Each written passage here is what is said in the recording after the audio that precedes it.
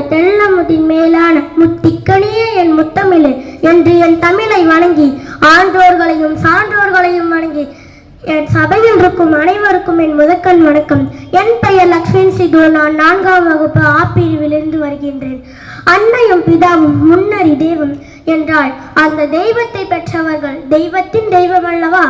கண்டிப்பு பாசம் என்ற 2 முகத்தை தன் பிள்ளைகளுக்கு காட்டி வளர்த்தவர்கள்தான் பாசம் என்ற ஒற்றை முகத்தை மட்டுமே தன் பேர பிள்ளைகளுக்கு காட்டுகிறார்கள். தன் பேர குழந்தைகளோடு இருக்கையில் தன் வயது மறந்து வாலிப குழந்தைகளாக விளையாடி மகிழ்கிறார்கள் தாத்தா பாட்டி. நரைமுடியும் சுருங்கிய தேகங்களுடனும் தன் வாழ்க்கை மாறினாலும் தனக்கான மிச்சமுள்ள வசந்த காலத்தை தன் பேர குழந்தைகளிடமே காணுகிறார்கள்.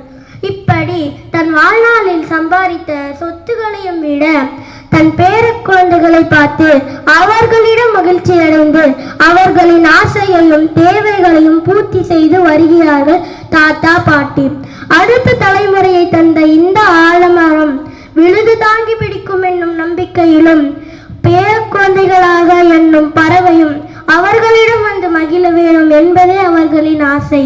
பெரியவர்கள் வீட்டுக்கு பாரமில்லை, அடுத்த தலைமுறையின் வளர்ச்சிக்கு சாரம். ஒவ்வொரு வீட்டிலும் தாத்தா பாட்டி கொண்டாடப்பட வேண்டிய உறவு இது. நன்றி.